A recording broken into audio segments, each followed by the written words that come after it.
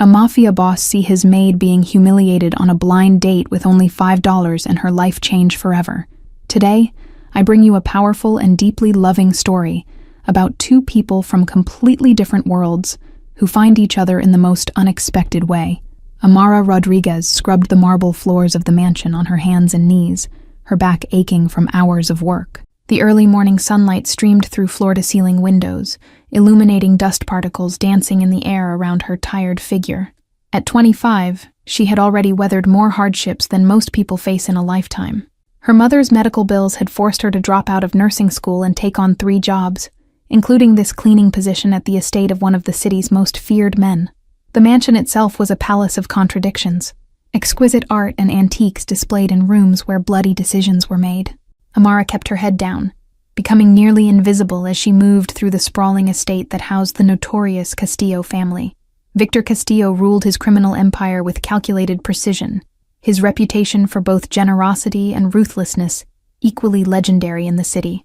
At 38, he had risen from street enforcer to the head of the most powerful crime family through intelligence and unwavering determination. His days were filled with meetings where men spoke in hushed tones about territories and shipments, while his nights were spent at exclusive clubs surrounded by people who feared him more than they liked him. The isolation of power had become his constant companion. Victor barely noticed the household staff that maintained his luxurious lifestyle, seeing them as merely functional extensions of his home. He had learned early that attachment was a weakness his enemies could exploit, so he kept everyone at a safe, cold distance. What Victor didn't realize was how much Amara observed as she worked silently through the rooms of his home. She noticed how he stared at old family photos when alone, how his fingers lingered on piano keys but never played, how he sometimes spoke kindly to stray cats in the garden. The staff quarters were located in the east wing of the mansion, a modest contrast to the opulence of the main house. Amara shared a small but comfortable room with another maid, grateful for the stability of the job, despite its connection to criminality. Her few possessions were neatly arranged on her side of the room: worn paperbacks, a photo of her mother, and a nursing textbook she still studied at night. Dreams didn't die easily, even when reality made them seem impossible to achieve. Miles away from the mansion, in a small apartment she maintained in hopes of bringing her mother home from the care facility, Amara kept her true life. The modest space was filled with second-hand furniture and the smell of cinnamon and hope, a sanctuary untouched by the shadow of the Castillo Empire. Her friend Lucia had been pestering her for weeks about meeting this perfect guy she knew from her office. "You can't clean houses forever," she insisted during their weekly phone calls, her voice full of well-intentioned concern for Amara's solitary existence. After weeks of resistance, Amara finally agreed to the blind date, more to silence Lucia's persistent encouragement than from any real hope. "Just once," she had promised, "and then you'll stop trying to fix my love life for at least 3 months. The night before the date, as Amara polished silver in the Castillo dining room, she overheard Victor speaking harshly on the phone. "I don't care how it's handled. Just make the problem disappear," he said, his voice cold in a way that sent shivers down her spine. In that moment, their eyes met across the room, hers wide with fear, his narrowed with suspicion. Time suspended as something unidentifiable passed between them, a recognition neither was prepared to acknowledge before Victor turned away with a dismissive wave of his hand.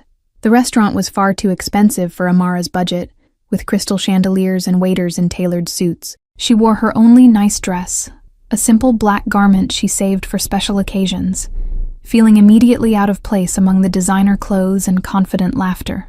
David Matthews arrived 20 minutes late, his expensive watch and perfectly styled hair immediately setting off warning bells in Amara's mind. His eyes surveyed her with poorly concealed disappointment before he plastered on a practiced smile that never reached his eyes. "So, you're the cleaning lady Lucia won't stop talking about," he said, after ordering the most expensive wine on the menu without consulting her. His tone made the word sound like an accusation rather than a conversation starter.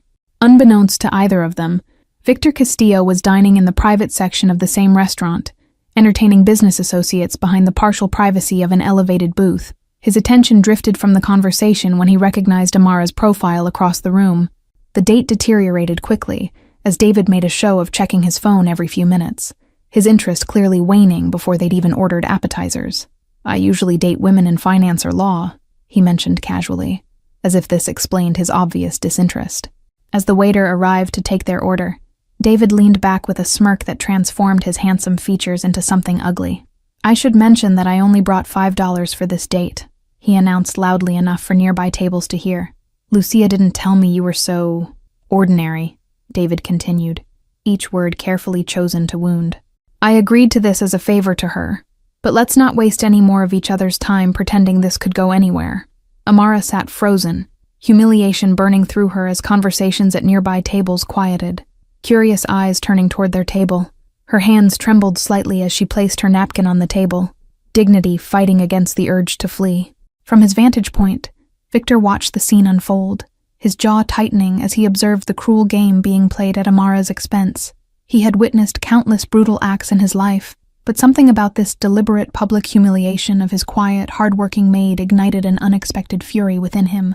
"Excuse me for a moment," Victor murmured to his associates, rising from the table with fluid grace that belied the anger simmering beneath his composed exterior.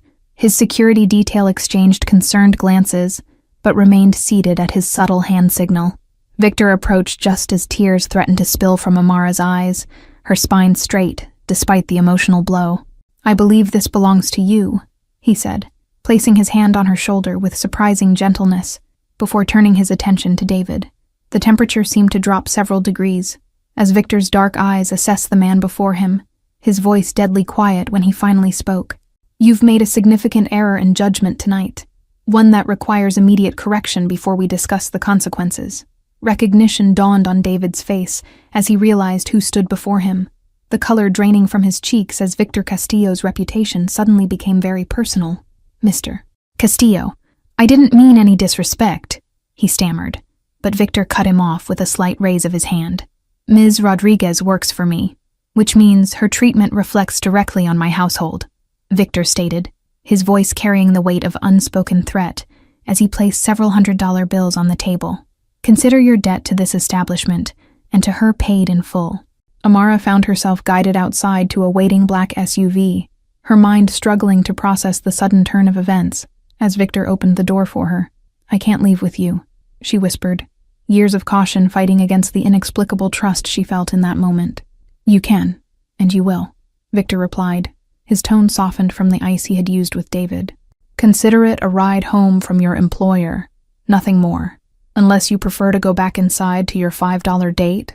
The interior of the vehicle was luxurious leather that Amara had cleaned but never sat upon before.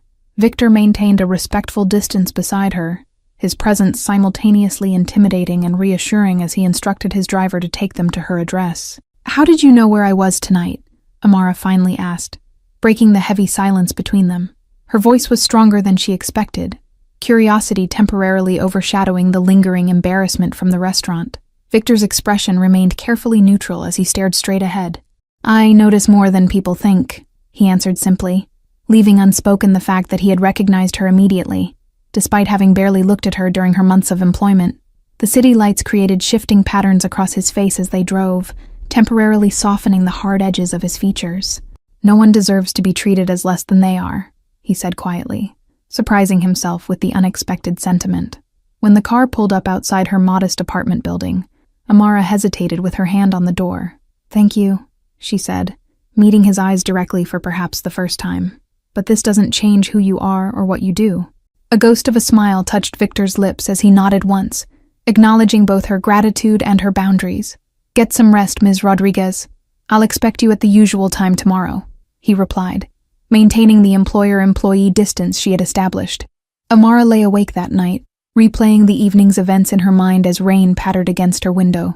The humiliation of the date was overshadowed by the puzzling behavior of Victor Castillo, a man known for ordering executions, who had instead ordered justice on her behalf. Miles away, Victor stood at his bedroom window overlooking the city, a glass of whiskey untouched in his hand.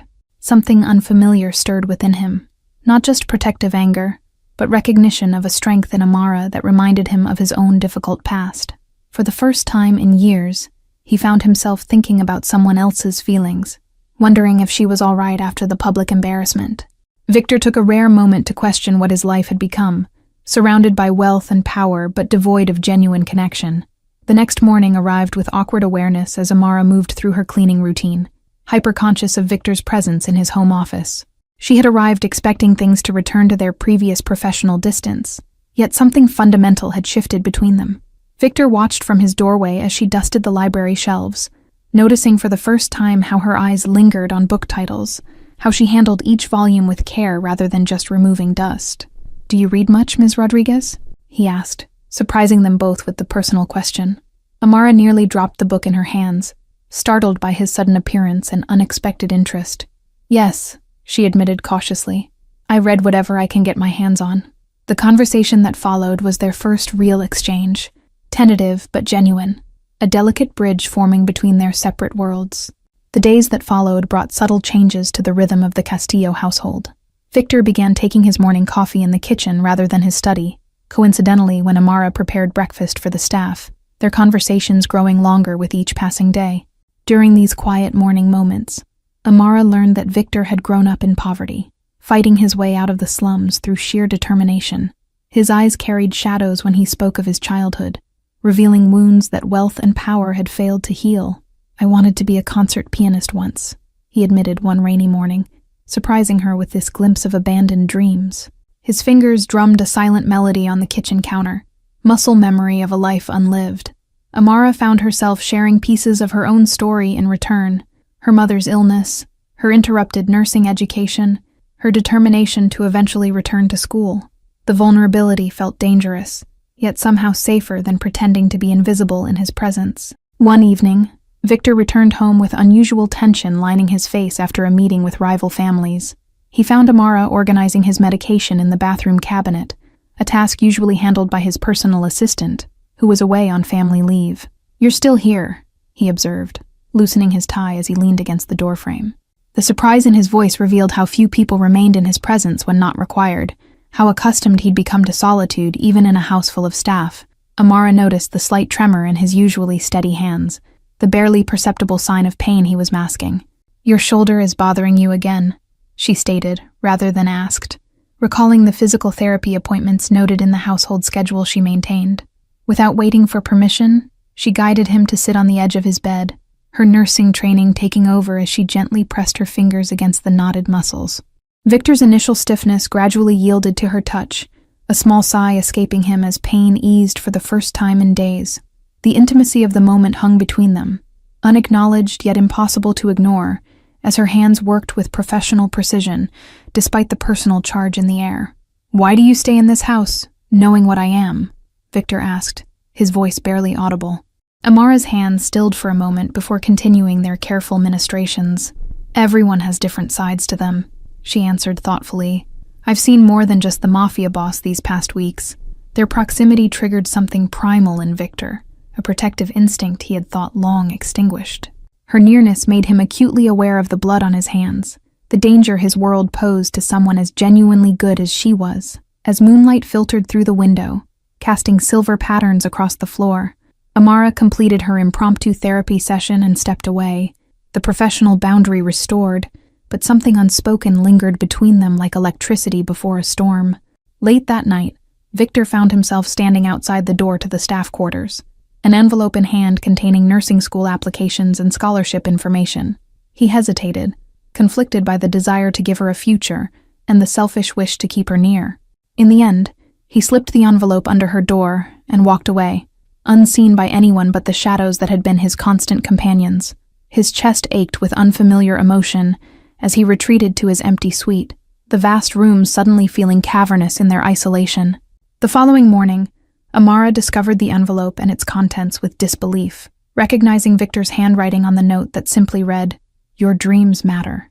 Tears blurred her vision as she realized he had remembered every detail she had shared about her interrupted education. Word spread through the criminal underworld about Victor Castillo's unusual interest in his household staff. Whispers circulated at underground poker games, and in the back rooms of legitimate businesses, serving as fronts for illicit operations. Franco Navarro, head of the rival family that had been encroaching on Castillo territory, listened to these rumors with calculating interest. "Find out everything about this maid," he instructed his lieutenant, seeing potential leverage against a man previously thought untouchable. Meanwhile, Amara and Victor's connection deepened through small, everyday moments. Him asking her opinion on a book they'd both read, her leaving fresh coffee outside his office during late-night meetings. These gestures, insignificant to outsiders, became a private language between them. Victor found himself sharing meals with her in the kitchen during her breaks, the formality of boss and employee gradually dissolving into something neither dared name. He revealed parts of himself long hidden, his love of classical music, his secret donations to children's hospitals, his regrets. Each revelation was a brick removed from the wall he had built around himself, creating a dangerous opening in his carefully constructed defenses. Victor knew this vulnerability could destroy everything he had built, yet found himself powerless to stop its progression. Amara, too, recognized the peril of their growing closeness, the impossible future it promised. Her rational mind warned against developing feelings for a man whose business was built on violence and intimidation, yet her heart responded to the gentleness he showed only to her. One evening, Victor's security chief, Gabriel, entered his study with concern etched across his usually impassive features. "Navarro's men have been asking questions about one of your maids, boss," he reported, sliding surveillance photos across the mahogany desk. The images showed Amara leaving her apartment, shopping at the local market, visiting her mother at the care facility, ordinary moments made sinister by the knowledge she had been followed. Victor's blood ran cold as he realized his attention had painted a target on her back. That night, Victor increased security around both the mansion and Amara's apartment without her knowledge. He began distancing himself, returning to his study for morning coffee, keeping conversations brief and professional when they crossed paths in hallways. The sudden withdrawal confused and hurt Amara, who couldn't understand what had changed between them. The warmth that had begun to thaw the ice around Victor's heart seemed to refreeze overnight, leaving her adrift in uncertainty and unexpected loneliness.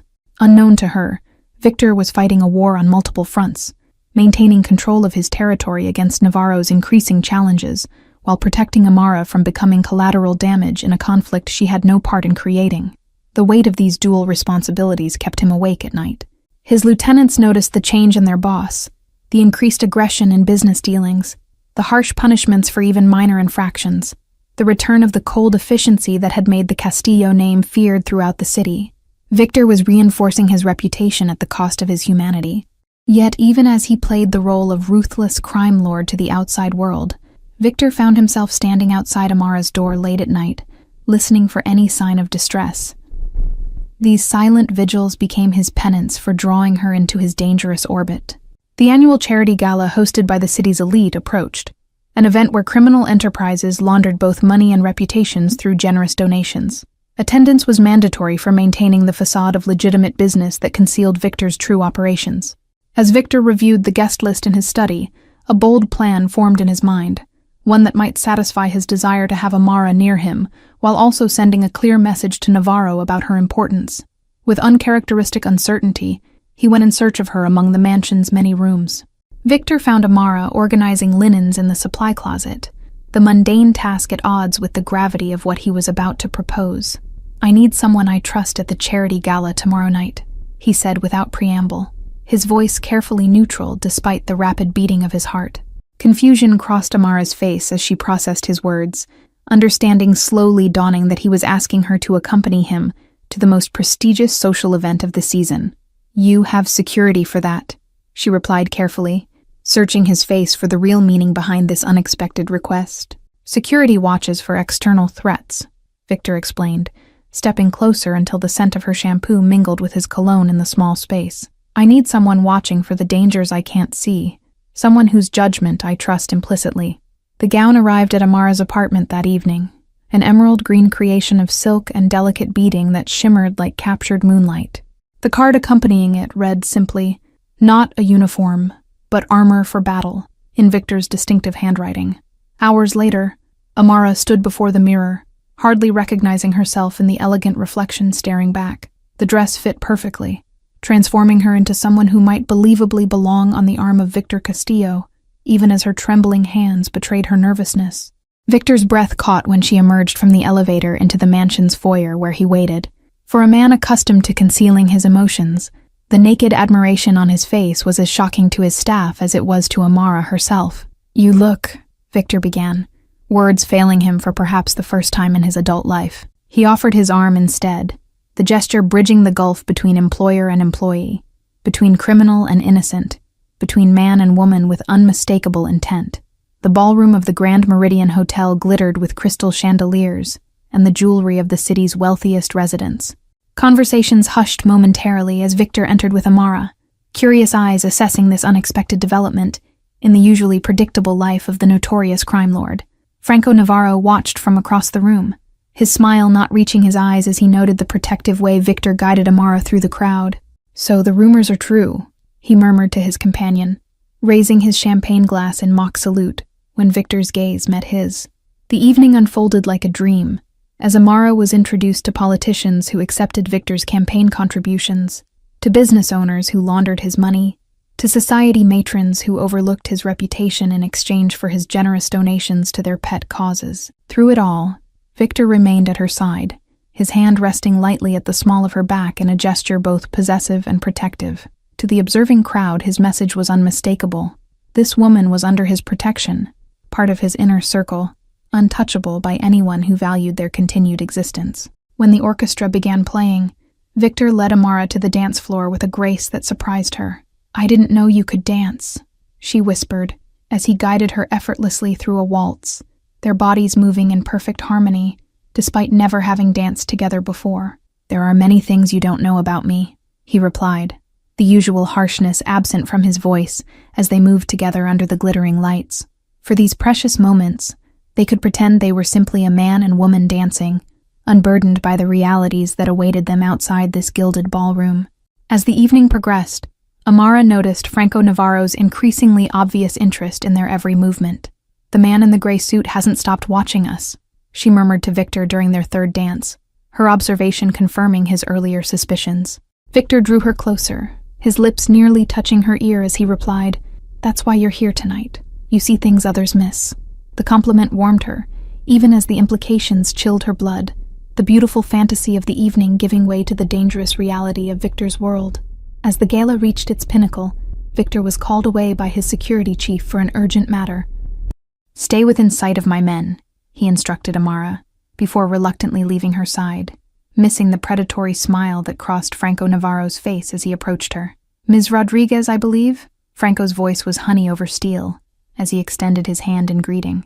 Victor's newest interest. The pause before the last word carried insinuations that made Amara's skin crawl despite his outward politeness. Franco guided her to a quieter corner of the ballroom with a firm grip that masqueraded as gentlemanly escort. "Such a fascinating rise from maid to companion," he remarked, his eyes calculating as they assessed her worth as leverage against his rival. "I'm still a maid," Amara replied steadily, refusing to be intimidated despite recognizing the danger this man represented. "Mr. Castillo required staff presence tonight, nothing more." The lie fell easily from her lips, instinct telling her to minimize her importance. Franco's laugh held no humor as he leaned closer, invading her personal space with deliberate intimidation. "We both know that's not true, my dear. The question is whether you understand what happens to people who get too close to Victor Castillo." Before Amara could respond, a waiter approached offering champagne, momentarily interrupting Franco's quiet threats. She noticed something pass between the men, a nearly imperceptible nod that raised alarms in her mind as the waiter disappeared back into the crowd. Across the room, Victor concluded his business only to find Amara engaged in conversation with his most dangerous rival. His body tensed with immediate concern, especially when he noticed Franco's security detail blocking his direct path to them. What Victor couldn't see was Franco slipping a small listening device into Amara's clutch purse as he pretended to admire it. "A beautiful bag for a beautiful woman," he complimented smoothly, closing the clasp before returning it to her with a satisfied smile. The remainder of the evening passed in a blur of tension, with Victor maintaining physical contact with Amara whenever possible, as if his touch could somehow protect her from Navarro's interest. The drive home was filled with heavy silence, both aware that something fundamental had changed. "He knows I'm important to you," Amara finally said, as the car approached the mansion, stating the dangerous truth they had both been avoiding. The vulnerability in Victor's eyes as he turned to her confirmed what neither had dared acknowledge before. The following morning brought chaos, as Victor discovered evidence of a major security breach within his organization. Information about shipment routes, safe house locations, and offshore accounts had been compromised, pointing to a devastating leak from someone with intimate knowledge of his operations. Gabriel presented the evidence with grim professionalism, hesitating before placing Amara's personnel file on Victor's desk alongside the timeline of information leaks. "The breaches started shortly after she began working in the main house," he stated, his loyalty to Victor forcing him to voice the unthinkable suspicion. Victor's first instinct was to reject the implication outright, but decades of survival in a world where trust meant death forced him to consider all possibilities. He ordered increased surveillance on all staff, while battling the sickening possibility that Amara had played him for a fool. Unaware of the storm gathering around her, Amara continued her duties while replaying the previous night in her mind. The dancing, Victor's protective presence, Franco's threatening interest. She failed to notice the subtle change in how security watched her movements through the house. The betrayal came from an unexpected direction when Lucia arrived at the mansion, escorted by security who had found her attempting to access the grounds through a service entrance. Her tearful confession revealed a devastating truth. She had been working for Navarro for months, feeding him information about the Castillo household. "She threatened my brother's family," Lucia confessed, her voice breaking as she revealed the depths of Navarro's manipulation. "He said it was just information about Victor's schedule at first. Nothing that would hurt anyone, but then he wanted to know about you specifically." The color drained from Amara's face as she realized the blind date with David had been no coincidence. It had been a calculated setup orchestrated by Franco to observe Victor's reaction to her humiliation. The restaurant choice, the timing, all designed to reveal a weakness in the untouchable crime lord. Victor paced the room with controlled fury, his mind racing through every interaction with Navarro over recent months, recalibrating past conversations with this new understanding. The calculated smiles, the casual inquiries about his household staff, all part of a meticulous plan to find his Achilles heel. Amara watched Victor transform before her eyes, his gentle demeanor replaced by the cold efficiency of a strategist preparing for war, and she realized with startling clarity that she loved both versions of this complex man who had changed her life with a simple act of kindness in a restaurant. "I never meant for you to get involved," Lucia sobbed, as she revealed how Franco had blackmailed her into placing Amara in the Castillo household as an unwitting spy. The listening device in her purse had been the final piece, meant to gather evidence to destroy Victor while framing Amara for the betrayal. Victor stood in the shadows of the room, his face an expressionless mask that concealed the rage and relief battling within him. His world had nearly collapsed based on a suspicion of Amara's betrayal, a pain far worse than any physical wound he had endured throughout his violent life. Amara's eyes met his across the room, hurt and understanding mingling in her gaze as she processed both his momentary doubt and his obvious relief at her innocence. The unspoken communication between them spoke volumes about how deeply intertwined their lives had become. Franco's plan became clear as they pieced together the evidence, using Amara as both an unwitting source of information and as Victor's weakness. The strategy was elegant in its cruelty, designed to destroy Victor professionally and personally in one devastating blow. "You need to leave the city," Victor stated once they were alone, his voice hollow with the knowledge of what needed to be done. "I'll provide money, new identity, protection, a complete disappearance until this is over." The words cost him dearly, each one a step toward losing her. Amara stood before him, no longer the invisible maid, but a woman who had seen both the monster and the man within him and chosen to stay. "And if I refuse to run?" she challenged, her quiet strength matching his determined protection in a battle of wills. The declaration of war came at dawn. 3 of Victor's lieutenants found dead, each with a green emerald placed on their chest in mocking reference to Amara's gala dress. The message was unmistakable. Franco Navarro was coming for everything Victor held dear. Victor transformed overnight into the ruthless strategist who had built his empire, gathering his captains and issuing orders with cold precision. The mansion became a fortress as he moved his operations to secure locations, preparing for a conflict that would reshape the city's criminal landscape. Amara refused to be shuttled away to safety, instead using her knowledge of nursing to establish a makeshift medical station in a secure wing of the mansion. "I won't abandon the people I care about," she told Victor with quiet determination, her hands steady as she organized supplies. The unexpected ally arrived 3 days into the conflict. Diego Suarez, once Victor's mentor, and now retired from the life, appeared at the service entrance with 4 armed men. "You helped my grandson get out of the life last year," he explained to Victor. "Now I return the favor." Diego's arrival shifted the balance of power, bringing not just additional firepower, but invaluable intelligence about Franco's operations from connections still loyal to the old guard. His presence also brought wisdom when tensions ran high, his calm voice a counterpoint to Victor's rage. The war played out across the city in calculated moves and countermoves, businesses changing hands, territories contested, loyalties tested. Through it all, Victor found himself returning to the room where Amara waited, drawing strength from her unwavering presence amid the chaos. Late one night, as victory seemed within reach, Victor found Amara sleeping at her desk, exhausted from treating wounded men. He gently covered her with his jacket, allowing himself a rare moment of tenderness as he brushed a strand of hair from her face. The gesture awakened her, and in the vulnerable space between sleep and wakefulness, she reached for his hand. "Promise me something," she whispered, her voice heavy with unspoken emotion. "Promise me that when this is over, you'll find a way to become the man I know you can be." Victor's eyes reflected the conflict raging within him, the pull of power and the promise of redemption battling for dominance in his soul. "I can try to be better," he finally said, the words costing him more than any business negotiation ever had. "But I need you to understand that there will always be blood on these hands." Outside the makeshift medical station, Gabriel waited with news of Franco's latest move. 3 local businesses under Castillo protection had been bombed simultaneously, a clear escalation meant to force Victor into making a desperate mistake. The casualties included families, innocent bystanders who had simply been in the wrong place at the wrong time.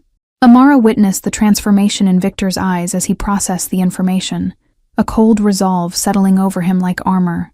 "This ends tomorrow," he stated, his voice carrying the weight of inevitable violence, and for the first time since meeting him, Amara found herself afraid not for him, but of what he might become in his quest for vengeance. The night before the final confrontation, Victor found Amara in the garden, her hands tending to the roses that had somehow survived the chaos surrounding the estate. "If I don't return," he began, only to be silenced by her fingers against his lips, her eyes communicating what words could not, that some possibilities were too painful to acknowledge, even as they prepared for them. Victor knelt beside her, the fearsome mafia boss humbled by the impossible choice before him: continue as the monster who could protect her, or become the man worthy of her love. "Some sins can't be washed away," he replied, his voice rough with emotion rarely expressed. The final confrontation came not with gunfire, but with negotiation. Victor facing Franco across a table in neutral territory, both men flanked by their most trusted lieutenants. The city had tired of their war, with police pressure mounting and legitimate businesses suffering collateral damage. "You have something I want," Franco stated without preamble, his eyes cold as he placed a folder on the table between them. Inside were documents detailing Navarro's illegal operations, evidence that could destroy his empire if it reached the federal authorities. Victor's face betrayed nothing as he examined the material, documents he had believed secure in his private safe. "And what do you propose?" he asked, already suspecting the answer, even as his mind calculated potential strategies and outcomes. "Simple exchange, the evidence for the woman," Franco replied with a cruel smile, confirming Victor's worst fears. "She's become quite the liability for you, hasn't she? Quite the fall for the great Victor Castillo, undone by a cleaning lady." For the first time in his criminal career, Victor found himself considering options that once would have been unthinkable. The path forward crystallized with surprising clarity, not as a matter of strategy, but as a question of who he truly wanted to be. The meeting ended with an uneasy truce, both men returning to their territories to prepare for what would come next. Victor spent the night in his study, making calls and arranging transfers of assets, with the focused intensity of a man executing a long-planned escape. Dawn found him in the garden where Amara often spent quiet moments between her duties. She found him there, his usual impeccable appearance replaced by casual clothes and tired eyes that had seen too much darkness throughout his life. "I'm leaving the business," he announced without preamble, his decision made final by speaking it aloud. "I've arranged for Diego to take control, with conditions that will minimize the violence and move operations toward legitimate enterprises over time." Amara's expression shifted from surprise to cautious hope as she processed his words. "Why now?" she asked, needing to hear his motivation despite already knowing the answer in her heart. The question hung between them, weighted with possibility. Victor reached for her hand, the gesture still unfamiliar but increasingly natural. "Because some things are worth more than power or money," he answered simply, the words inadequate for the transformation he had undergone since that night in the restaurant months ago. The decision had not come without sacrifice. Victor had surrendered control of legitimate businesses worth billions to secure their safety, leaving behind the empire he had spent decades building. Yet, as he watched sunlight play across Amara's face, he recognized it as the best trade he had ever negotiated. Their new life included unexpected challenges, nightmares that woke them both, moments when a car backfiring sent Victor reaching for a weapon that was no longer there, the learning curve of ordinary domesticity for two people who had lived extraordinary lives. Each day required conscious choice to move forward rather than backward. Amara found unexpected strength in Victor's vulnerability, in his willingness to start over, to learn to cook simple meals alongside her in their modest kitchen, to discuss literature rather than territory disputes. The man who had commanded an empire now found joy in small victories, mastering a piano piece, helping an elderly neighbor with yard work, earning genuine smiles from strangers. The most difficult adjustment came not from external threats, but from Victor's own restless mind, accustomed to constant vigilance and strategy. He channeled this energy into local business consulting, discovering that his tactical brilliance could transform struggling companies without a single threat or bribe, building something genuine for the first time in his life. His plan unfolded with the same precision that had made him a feared strategist. Key assets transferred to trusted associates, evidence against rivals placed in secure locations as insurance, arrangements made for his quiet disappearance from the life he had built through blood and intimidation.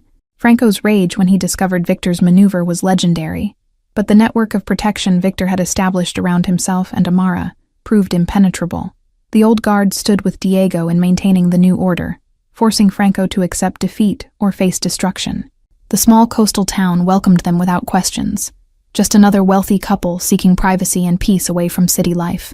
Victor purchased a modest house with a garden for Amara and piano for himself, symbols of the life they were building from the ashes of who they had been.